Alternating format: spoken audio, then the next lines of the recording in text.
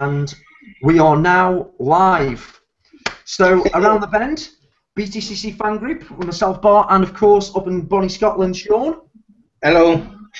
See, the intro and outro is always short with him. And joining us a very, very special guest tonight, Btcc new entry, Max Coates. So how are you, Max? I'm very well, thanks. Hold on, I've got a sound machine here to. Oh, yes, he has to do an intro every single time. There you go. Can you hear that? There we go. That's good skill. Sorry, that was cheesy. I could say some things there, but I won't. Yeah. So Max, how are you finding it? First time out in the car. You know, you must be really excited. I know everybody's trying to clamber for your time and interview at the moment. How is it actually being a part of the Btcc? It's fantastic. It's very different to anything I've been used to in the past in terms of sort of my experience in the support paddock. And now that I've kind of made my arrival on the Btcc, it's just been crazy, if I'm honest. It's been a bit of a mental 2 weeks. How did you find out that you were actually involved in the? When did you get the call to step up into the main event? Monday last week. Wow! Oh wow, not long then. So I knew Monday night at about 5 or 6 o'clock, and then. Is this a season-wide? Is this a season-wide thing then? So are they looking at you long-term as going forward for the next 2-3 seasons? Have they discussed that with you as yet? Yeah, I'm signed for the rest of this year and have the option to continue for next year, as long as I want to continue, basically. So that's kind of the long-term plan, and but for now, I just kind of want to focus on the rest of this year, trying to get the car to a point where we can move forward. You say you're getting the car where you can move forward. I know we were just, before we actually managed to get the actual hangout working, we were just chatting about some of the times that you've actually managed to make progress with the car already. Do you feel that progress is going to keep coming, or do you think there'll just be one magic bit of setup, or does it really, as you get to grips with the car at one circuit, no sooner you do that, the 3 races are over and you're on to the next track? I honestly don't know. I'd like to say that we're going to find we're going to have a breakthrough at a test and then suddenly be running a lot further up than we are doing at the moment. But I really think it will be a case of we find something that generally works and solves a couple of the issues that myself and Derek are currently feeling. And that will move us a long way up, and then it'll be about finding sort of smaller things that can take us further towards the front. Is there much difference in the other formulas and series that you've raced in? What's different about? I mean, evidently, getting your driving experience from there. How different is it to step up into that Btcc car? Because I mean, I should imagine really that it's a lot more intense event. All the build up with the live TV and everything else. I mean, what goes through your mind when you sat in the car? I mean, I think the sort of the differences from the Ginetta and the Porsche, in comparison to the Porsche, it's obviously a front-engine car, which makes a big difference for weight distribution and how you actually drive it technically. And secondly, it's a lot heavier. So not only have you got more car to stop, you've got more car to get through a corner and more car to get up to the speed that you want to do. So in all respects, it's more difficult to do everything, and yeah, from that respect, that's what makes it more difficult. But in terms of a race weekend, I'm used to having 2, maybe 3 races split over a weekend, and at Croft I had 3 races in 5 and a bit hours.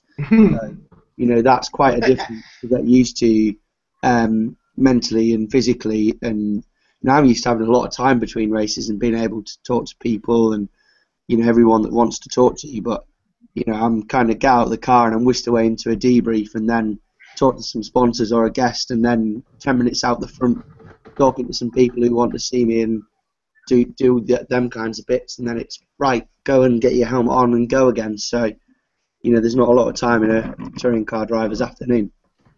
How did you fare in the races? Because we didn't see a lot of you on the ITV camera as well. I didn't in particular. Yeah, the first race wasn't my most amazing start. I obviously started fairly far towards the back as well. And to be honest, the first race I just wanted to get into it and come out unscathed, really. So that was kind of the plan, and that was a success. So I followed. Because you finished ahead of your teammate as well. Yeah, just managed to finish ahead of Derek. He got tagged going into turn 2 and had some contact with Stuart Lines. So that's kind of where I passed him and took advantage of that situation. So I did end up in front of Derek, but I think he was potentially slightly quicker in race 1. Race 2 started really well for me, but I got some temperature warnings and alarms on the dash, so I had to pit with that and just make sure everything was okay, which it was. But if I'm honest, I think that gap and that time to just think about things really moved myself on in terms of my driving. So when I went out for the final few laps, I found a lot more pace in the car, because there was absolutely zero pressure. I was already last. Yeah, you go all for broke. So I just used the rest of that session to basically try and learn something, try and develop myself or the car, and I did. I found a lot of time on the brakes, and then obviously went into the final race of the weekend on the soft tyres, and set my new best lap of the race, even sort of after sort of 8 or 9 laps. So when the tyre was probably dropped off one of its kind of main peaks. So I was really happy to be able to do that kind of pace, and I think we were 1.9 off the fastest lap in the final race. So that's kind of really positive moving forward. Yeah, definitely moving forward. The setup you've got with the team at the moment, then, is the space in that, because evidently with the new team and they're thinking about building it forward, are they actually putting a lot more money into testing? I mean, the month that you've got off now, are you doing a lot of testing in that period? We've got the official tyre test coming up, and that's what's planned at the moment. To be honest with you, there's been a week before Croft and a day since. So, right. Every day up to Croft was all about getting prepared for Croft, and every day since has been about sleeping and recovering. Yeah. I'm trying to go through a rafter of media requests and sort of messages. So I've not really had a chance to chat with the team and sort out anything else sort of for the next couple of weeks for testing, but we will be going on the simulator at Cranfield. Right, okay, so is that the iZone one? Yeah, Cranfield supply the iZone simulators, I believe. Yeah, a complete and utterly random link. I was one of the test drivers when they installed that for the university there. Right. Okay. so a completely random thing. Yeah, I was one of the first. I was one of the first 4 people ever on that simulator, and it's an amazing facility. I think it's about £2.5 million worth of simulator, so it's real. I'm looking forward to getting a go on it. I mean, our data engineer Gemma is a student at Cranfield, so we've kind of got used to their facilities to be able to go and test. So the harnesses that are in it have got, I think the thing that fascinated me, that just blew my mind about it, was in the harnesses they've got 2,000 individual air jets. So when you go over the curb on the game, you actually get, it knows how the harnesses would react to your shoulders, going over the curbs and stuff. So it's very realistic. Yeah. It's a fantastic facility. It's amazing. I'll have an amazing time there. So coming into the second part of the season then, are your favourite tracks still to come? In all honesty, they're all my favourite. I've got a bit of a Cross one of my favourites because I can go home and have a shower and a nice night. I was going to say, that is your home track, Cross. Yeah, it's the old I can see my house from here. Yeah. I tend to like Rockingham because there's quite a few people who don't particularly like it. So I think that's a reason to like that. And I've always got a bit of a soft spot for Brands Hatch because I spent a lot of time there as a kid growing up watching World Superbikes. So which is also just a fantastic track to drive. Sorry, I'm going, and you probably won't see me until... Oh, would you mind if I just hold for 2 seconds? My brother's about to go away, and I'm not going to see him for a long time. Okay. Oh, okay then. I tell you what. If you can mute your microphone at your end, Yeah. Okay. we'll carry on doing the stuff so we can carry on with the broadcast, Max. And you just mute yourself when you come back in. All right. Max Coates, everybody. So we've actually managed to do it. I mean, fair play to the lad. He's superstar, absolute superstar.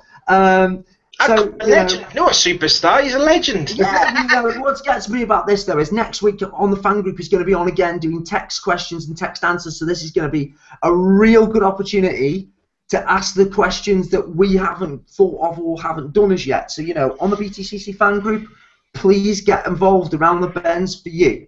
Okay, Sean. Then carrying on, where were we up to before we got interrupted by a driver from the BTCC?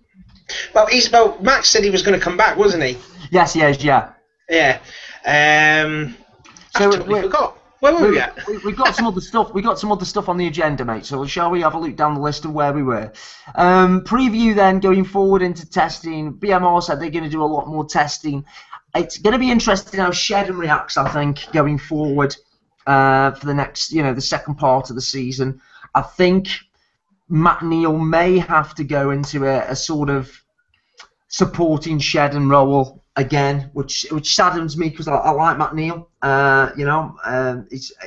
It's going to be a real interesting question going forward with Matt Neal as whether he becomes then the number 2 driver. I know a lot of people disagree with that, but just from Honda's sponsorship potential, if the last couple of seasons, Shedden's been constantly at the front of that title challenge.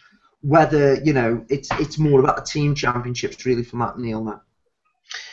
Matt's a team player, and he's Max a very decent guy, Matt Neal.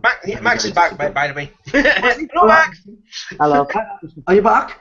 Yeah, I'm back. So. Oh, it's all right. You might just want to join. We just want to. This is one. Let's get Max Coates in trouble straight away. We were just discussing about Gordon Shedden and Matt Neal. And basically saying that they're playing the team game, most probably put Shedden forward for that, and Matt most probably played more of a supporting role. I mean, from the team orders structure side of things, I mean, does that tend to play a part? Do teams actually think along those lines sort of at this point of the season? If I'm honest, I have no idea. It's hopefully a problem you're going to have soon, yeah? This is the second time I've ever had a teammate in a 15-year career of motorsport. Right, okay. Really? Wow.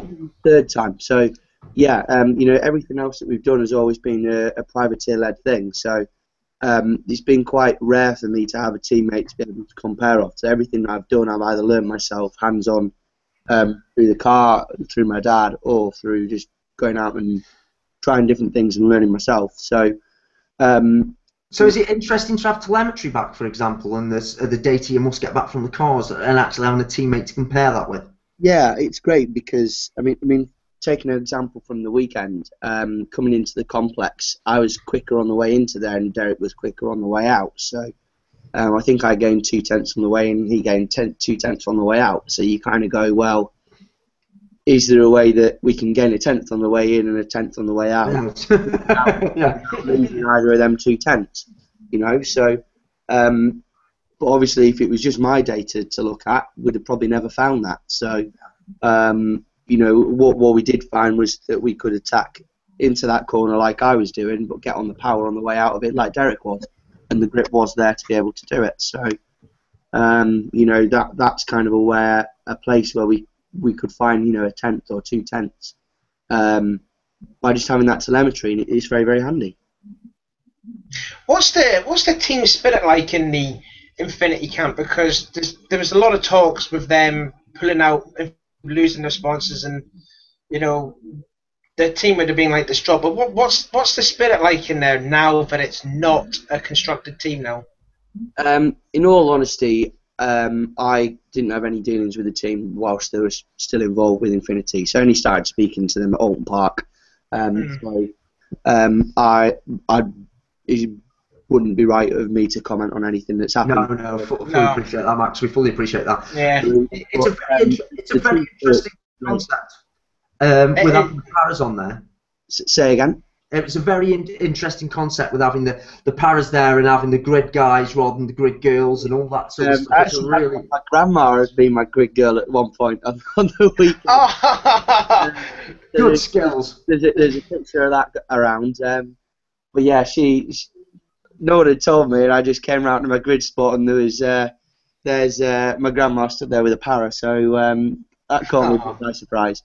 But no, they're a great bunch of lads. They all like to take the mick out of each other and myself, so we all get along really, really well. But yeah, no, the team spirit's definitely high, and I think we're all now motivated that we've got two drivers that we can really push on with. You know, and everybody in the team is really happy that we can go forward from here and start to move up the grid. So team spirit's definitely high, and I think the other thing is that it, you know, kind of puts into perspective the issues that you do have. So people kind of go into the weekend going, oh, you've not tested the car, or you've not got a fitted seat or something like that, and then you look at Daz, who's not got an arm, you know, and you're like, yeah, no, my worries aren't too bad when you know, these guys are still there doing an awesome job. You know, yeah, massive respect to them. And also as well, I mean, it's a sense of competition for those guys as well, because they want to be the best mechanics and the best team on the grid. They want the team championship as just as much as you want the drivers' championship. That's it. I mean, has it been harder to convince? You know, evidently you must have some long-term sponsors that have been with you through this journey in motorsport that you've had so far. Has it been difficult to convince them to take the step up? Because I mean, the Btcc is not cheap, not at all. No, the link with the paras is basically one of the main reasons why we've been able to get this opportunity, and everybody that we've spoken to has been very, very interested in that. So I've been amazed at the media exposure you get in British touring cars. I never for a second could have imagined just how big it is, and I mean, put that into perspective. My Facebook page reached 35,000 people in the last week. Wow, that's a lot. And of course, that's going to have a knock-on effect for the sponsors as well, because that makes the negotiations, shall we say, easier when you've got real raw numbers. You know, this many people are are fans of me and the team. You know. Yeah, it's a real sellable asset. I think the team was nearly 50,000 reached last week. So, you know, combined, we're able to get to a lot of people, which is just fantastic. Do you think the team then evidently will? Do you think more teams will follow the BMR format of expanding the cars? Because I mean, evidently there's owner drivers and privateers like you've been yourself in the past. You know, if your team decided to add, say, a third and fourth car to the grid, I mean, it's, you know, with the reputation and media coverage you've got, they'd have no problems with filling the seats, would they, from the rest of the Btcc paddock? Yeah, I don't really know what the situation is with that. I guess it all comes down to TOCA licenses that are available and whether the team wants to expand. I think for now, certainly from my perspective, I'm really happy to be partnered with Derek and to try and move the car forward from where we are. And as far as other cars are concerned, that's a team decision that would come from Derek Palmer, senior, and kind of other senior people within the team, rather than from myself as a driver. So I'm just quite happy to have two of us there that can both push each other on and kind of develop the car for hopefully some top 15s and top 10s a bit further down the line this season. So as you're actually going forward then, with the development and everything going forward, I mean, have you set yourself a target for this year? Or I mean, with it just being the rest of the season and then the option for next year, are you just like using this almost like every race like a test and just keeping the car out of trouble? I know it's it can be a bit, contact is racing in the Btcc sometimes, but in the early days of a team, you don't really need to be replacing full cars, do you? No, I mean, we're looking to try and move our way up the grid. I mean, I think this weekend was the first time that we've had two cars in the top 20. Yeah, it was, yeah. And we'd like to see that progression move up. So, if at Snetterton we can get both cars into the top 15, that would be an incredible result.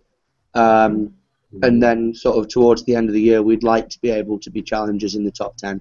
That's really where we want to be, and that's kind of the focus. And really, the gap in the final race is probably only a second to get us to that top 10 kind of level running pace. And given the chance to have a test and try a couple of different things and solve some of the issues that we have, plus the fact that I've done less than 100 laps in the car, wow, I'm gonna find time in myself as well.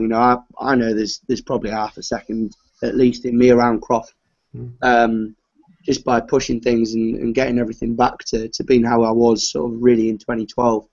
But I would think by the end of this year, certainly by the end of Snetterton, I'd like to think that I'd be I'm driving it to 100% of my abilities and able to reach 100% of the car's capabilities. Yeah. Is it that down to feel though? I mean, so somebody I remember a few years ago, one of the Silverstone instructors said, the thing with drivers, you get people driving cars, and a good driver actually wears their car. Actually, you become a part of the vehicle. And I think sometimes with feel, you can, in the setup changes and everything you must make, there's got to be a point where there's more time in the car.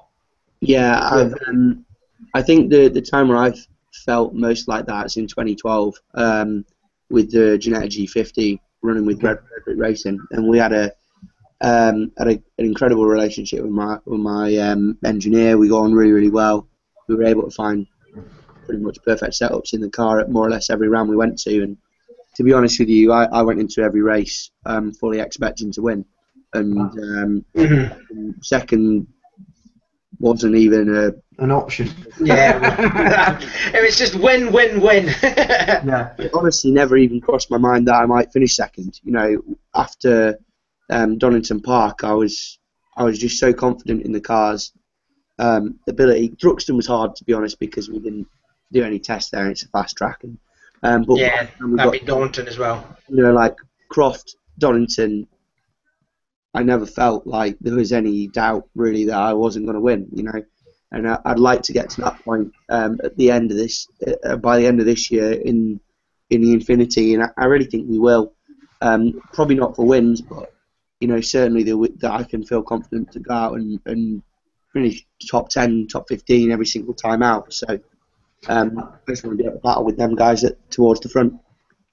So the one question that I really did want to ask, which I've just noted down and just had been having the questions I wanted to ask. Evidently, some drivers get tempted away and sort of do other one-off races alongside their driving in the British Touring Car Championship. So World Rallycross or Global Rallycross, or perhaps they do like some stock car racing, or something that was perhaps in their previous career where they first started to sort of still keep the hand in. Could there be anything that tempted you away for a one-off from the BTCC at the moment? As long as it didn't clash, yeah, for sure. I work at World Rallycross at the moment with Eye on Action cameras, so I'm going to Sweden at the end of this week with them. So yeah, I'd love to have a go in a World RX car.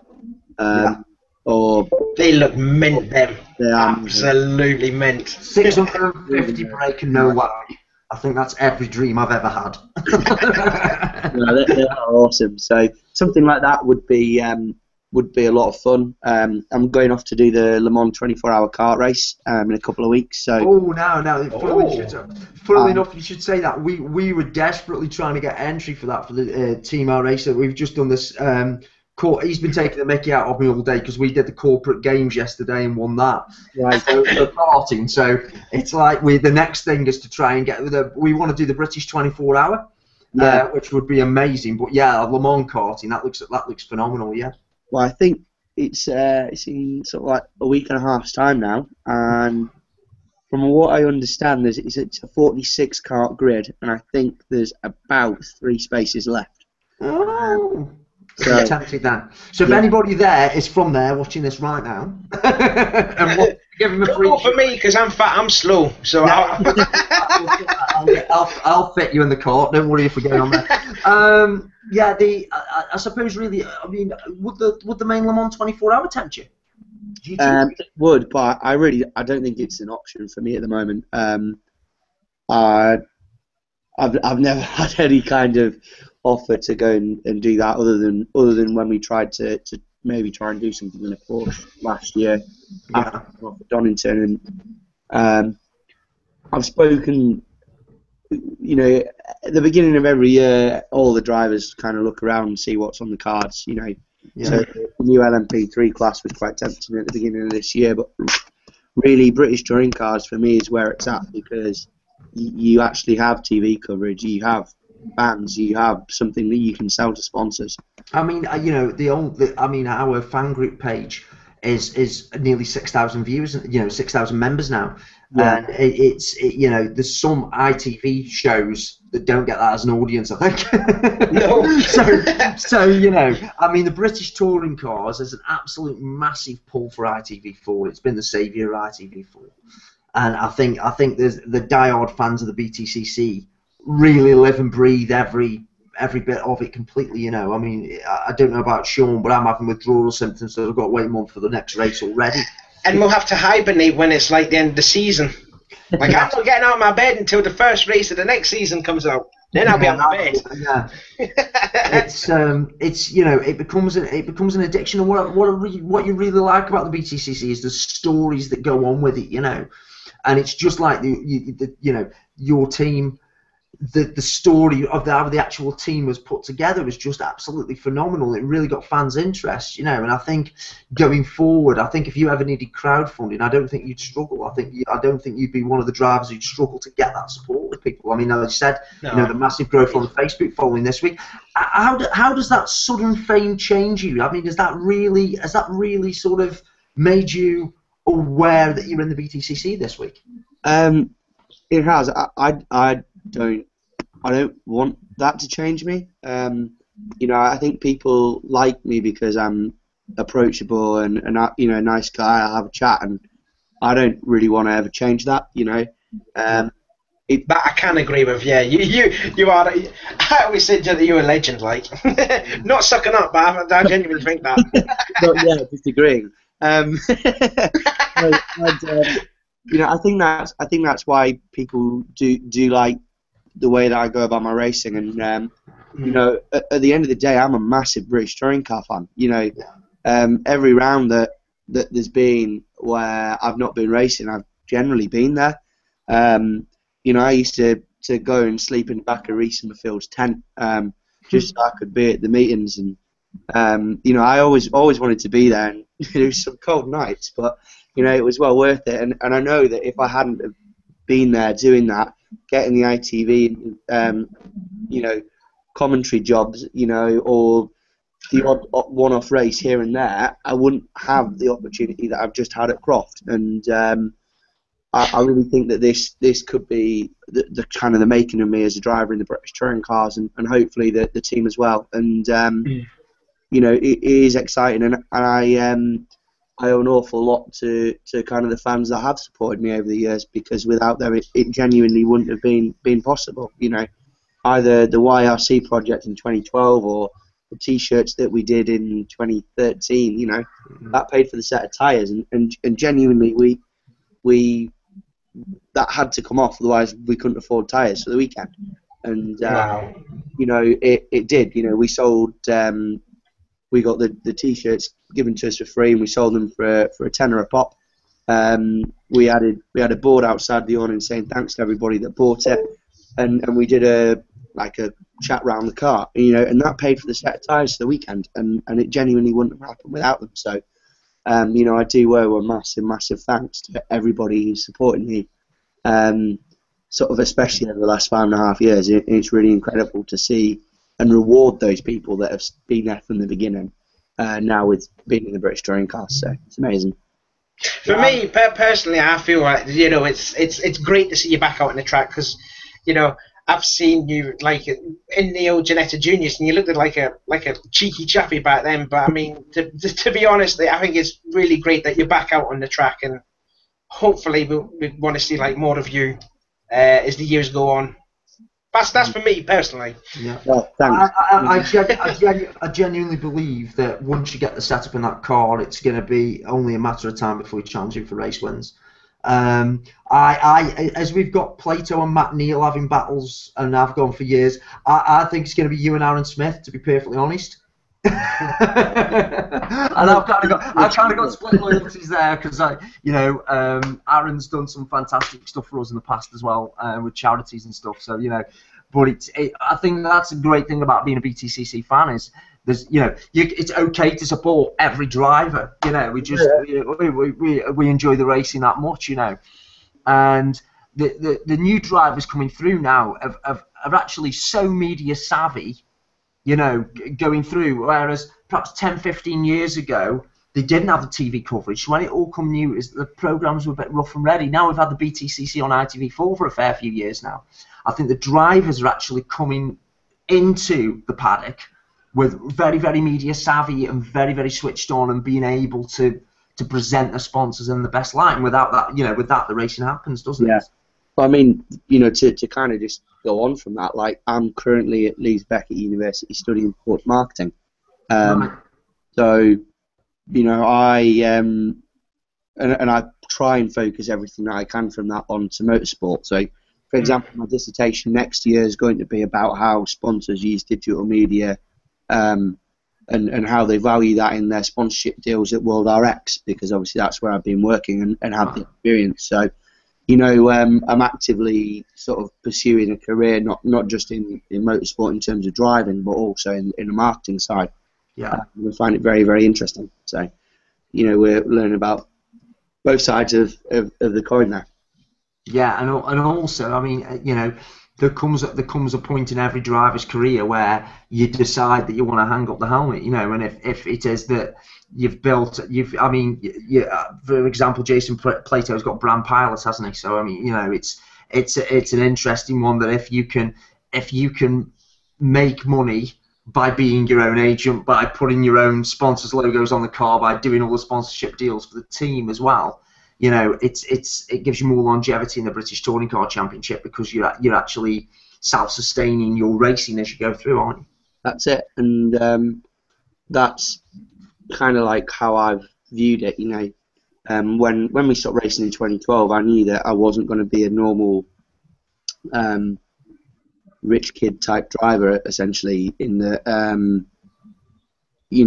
I couldn't just go and afford to do testing, or couldn't afford to keep going and doing races, so I had to choose a very different tack, and that was to go to university and study sports marketing, so that I could sell that sponsorship, and it is now actually sort of working. Yeah, and and again, the ability to pitch and do everything else helps when the media interviews, and you can see some people do it more subliminally, and start like putting the product placement, the hats on, and all that kind of stuff. And I think the sponsors get better value when it's communicated rather than just subliminal, and a hat on, a Red Bull fridge in a corner, that kind of stuff.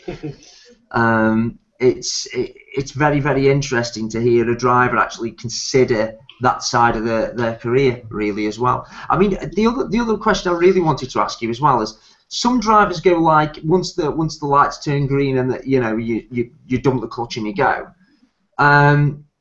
Do you go into a state of calmness or a state of red rag to a bull and off you go? Does driving at that sort of speed relax you or?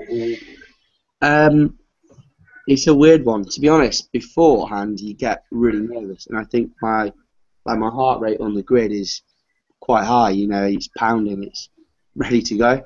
But when quite honestly, by the time you've let off the clutch and pulled second gear, you've not got enough time to think about being nervous or sort of any kind of emotions. You just do what you do. And to be honest, I've been racing since I was 8, so kind of racing doesn't really worry me, if you see what I mean. I'm kind of just second nature. I go into a corner behind a car and I read the situation of what's going to happen when we come out before it's even happened. So I just do it like I sat here talking to you guys. It's not like it's not a conscious effort to think, all right, we're going into here and this is going to happen. just kind of happens, and don't know how, just does. Yeah, I always remember in 2005, I was marshalling at the Alton Park round, and I remember saying to Matt Neal, I was asking about Cascades, and I asked him how he took Cascades Corner. Awesome. And he turned around and said he couldn't tell me because he'd never had his eyes open around there. Just sort of hit the gear, shut his eyes and turned in, and he never had a crash, so he just kept doing it. And that's it. You just got to hope you don't find anybody in the track halfway. Yeah, how true that is, I don't know, but it was such an off-the-cuff answer. It just always stuck with me. It was really good. Maybe it isn't quite true, but it might be something like that. Cascades is an awesome corner that you've really got to commit to early. Yeah. And once you get down into that camber, you're kind of sucked in. So I remember being there when they first had the NGTC cars. They have the Fun Cup, the single make Beetle bits. Oh yeah. I was doing testing for one of them, and I was going down the avenue going into Cascades, and we were doing about 75, 80, in this Beetle. And Tom Ingram came past me like I was parked. It was just like a blur, and all I saw was Tingram written in the back window, and that was it. It was just like, I really need to come in the next lap because everybody's doing about 50, 60 miles an hour more than me, and that's just, it's not a good idea to drive constantly looking in the rearview mirror. No. Yeah. No, So to be honest, I know the feeling of that from Saturday. I spent a lot of time looking in my rearview mirror trying to get out of the way of faster cars. But it will be nice. I think the other thing is we'll develop a lot more on the Saturday this time at Snetterton because we're just not so far off the pace. Like my first run, I was 5 seconds off the pace, so people were just catching me like left, right, and centre. So the other lap, I was having to get out of somebody's way. So it was quite nice to be in the race around sort of cars that were a similar pace, and just be able to concentrate on myself and not have to think, crikey, I've got someone on a hot lap behind me who's going for pole, and Do you find then that there's massive chunks when you actually take you've got all this experience of racing now. You get a brand new racing car that you haven't sat in. You go out and do a test. Does the actual time come in big chunks straight away, or is it always constantly shaving those fractions of a second off, or do you find there's a massive amount of development and then it's just that last second to try and get sorted? Yeah, to be honest, you find big chunks quickly. Right. It gets harder and harder and harder the less time you've got to find. So I can get very excited about the fact that we've gone from 3.2 seconds off the pace in qualifying to 1.9 by the end of race 3. But I know that realistically the next second to find will be hard but potentially possible. Right. And the second after that will be very, very difficult. The guys at the front of British touring cars aren't there because they're slow. They are very people. They've got very, very good engineers and teams behind them, and it's going to take myself a little bit of time to get to that level, and the team as well. So we both know that, and we're both kind of just looking forward to being able to get the rest of this season under our belts and move forward, ready to kind of go and do the business next year. Great. Have you got anything else, Sean? I'm just conscious of Mac's time because he's been really, really great. You've pretty much covered everything there, Bart. I've just been sitting here listening to Max, and it's just completely inspired me to like you even more as a well. I'm a fan of you now. Yeah, he was a fan anyway, But it's I think for us going forward on the Q&A next week, we're going to put this up so people can ask you more in-depth questions, because evidently there's hundreds of things we could ask, but I don't think it's right for us to do that because evidently you've got the Q&A with the rest of the fan group next week. Yeah, sure. So it would be amazing for them to ask some more questions. Going forward then for the rest of the season, are you actually managing to get any time off then with all this media frenzy and everything? I mean, this month, are you constantly just doing Btcc, or do you actually get some time to spend with family? Yeah, it's pretty crazy. I've got to move house on Wednesday. I fly to Sweden on Thursday. I come back from Sweden for a day, and then I go to Le Mans. Nice. I'm back from Le Mans, and I've got some pretty exciting stuff going on with the Paras, which I'm not sure whether I can talk about yet, but we've got some stuff going on which I'm really, really excited about. It's going to be a fantastic event for myself to be involved with. And to be honest, after that, I've not got a clue where I'm at. I've not had a chance to think. So, certainly is hectic then for you. Yeah, that's the bit. Well, that's the bit where he comes back after doing all that and going, actually, I've still left my car on a set of double yellow lines. It's a bit mad. I need to kind of, tomorrow the plan is to try and work out what's going on sort of over the next 6 weeks and plan every move. I'd like to try and fit a simulator session in between the next 2 weeks at some point, which might be possible, might not be. But to be honest, every minute I'm awake, I'm doing something towards being faster in that car or doing work or doing something. So today's been quite nice to just have a day off because, as you can imagine, since Alton Park it's been pretty hectic. Mm-hmm. Especially with another, thousands of people adding themselves and starting the ball rolling. This is with Facebook and Twitter. It's like whilst you've been on, I've got another 30-something some notifications and stuff. It is mad. Like every time I post something, people like it and comment, and then like by the time you post something, and what? and as soon as you put one thing on, the next somebody else has replied to the thing that you just put on. So it's fantastic. It's absolutely amazing to have this level of support, and I just hope it keeps growing and gets bigger and bigger as the season goes on. At the moment then, as you're going into that, to help with the racing and so the team can move forward, then is the merchandise and everything else available from yourselves?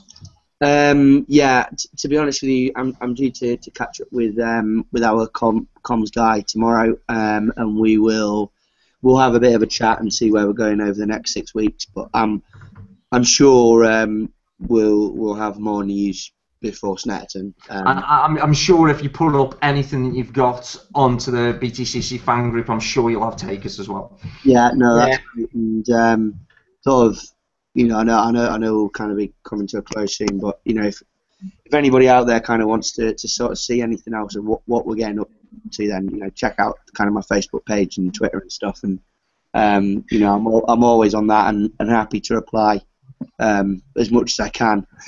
We'll leave a link in the description anyways, don't worry about that, Max. I'm just thinking along the lines of you've been very, very accommodating with your time, and it's great to speak to you finally, and also to wish you luck for the rest of the season and beyond. I think the journey you've had getting to the Btcc, you're one of the people who've lived and breathed it, and it's nice to see a fan racing. I think that's the best way of putting it. Yeah, no, it's been since I joined the Choker Paddock 5.5 years of hard work and dedication, and it's mega to have that come off and have the support of everybody who's supported me over the last 5.5 years. And I think it should send a message out there to all the guys in the support paddock, that if hard work and dedication can get you to the Btcc, then I think there was too many C's in that, but this is a story that proves that. 5.5 years ago we turned up with a Peugeot 406 and a Ginetta Junior that hadn't been finished off on the back of a car trailer, and this weekend I've just made my British Touring Car debut and finished in the top 20. So 5.5 years later, hard work, dedication, it's all come off, and now I'm just absolutely ecstatic about what the short-term future and the long-term future holds for me and Support Our Powers Racing. Yeah, I think the Support Our Powers Racing have got for that concept to work as it has. I think it needs a select team of people, and I think the team of people are there are the right people. As an outsider looking in, it's it reminds me very much of what BMR have done and how they've made the leap over 2 or 3 seasons, and I'm no doubt next season, going towards the end of next season, you'll be running right at the front, we're hoping. So you know, it's the team and yourself, but the team deserve it for what the effort they've put into it. You know. Well, I'm very, very much looking forward to being able to progress the car far enough that we can go and challenge for podiums and wins. You know, I don't think I think the aim for this year would be to try and get into the top 10. You know, it'd be awesome to sort of have a podium and a win at some point, but we've got to do some development work to get there. But kind of the dream over the last 5.5 years is to stand on top of that podium and hear the national anthem. And that is, when that day happens, it'll be the icing on the cake. What you could do is just that reverse grid draw, couldn't you? And I think once you got the reverse grid draw and you sat on pole, I think all the setup, with the greatest respect to the team in the world, is all going to go out to the window. I think it's just going to be run and hide. This is the opportunity. The biggest British touring car you've ever seen. Lock into the maximum. We've seen unusual things for track limits and stuff, but Max has actually opened all of the doors. It's possible. Be good for air conditioning too. Yeah, it's just just something like that, or a no pass sign, a no overtaking sign on the back. Yeah. A massive rear wing as well, massive as well. Yeah. That's the whole track. It'd be nice to get to that kind of point where we can compete for a reverse grid pole and who knows what that could transpire to. So maybe by the end of the year, I'd like to think by Snetton we could do that, but compete for the top 10 kind of level, but maybe that might come towards Knockhill, Rockingham, Silverstone or Brands Hatch, but we'll just see. Rockingham sounds good because I know that's one of your favourites you've just said, so it's if it happens at Rockingham, that could be the one. Any of it. I'm not too fussy over which one, so I am, because I've got a bet on. Fair enough. We'll try and make it good by Rockingham then. That's it. You can see the around the bend philosophy that we've got. Get it to the front and put a big sign on that says. Yeah, it's fine. It's just we can't argue with it. It's worked so far. So the going forward for the rest of the season, the fans are going to be asking you Q&A next week, and you've been very open and very honest, and from the bottom of our hearts, honestly, thank you very much for your time. Yeah, well, absolutely.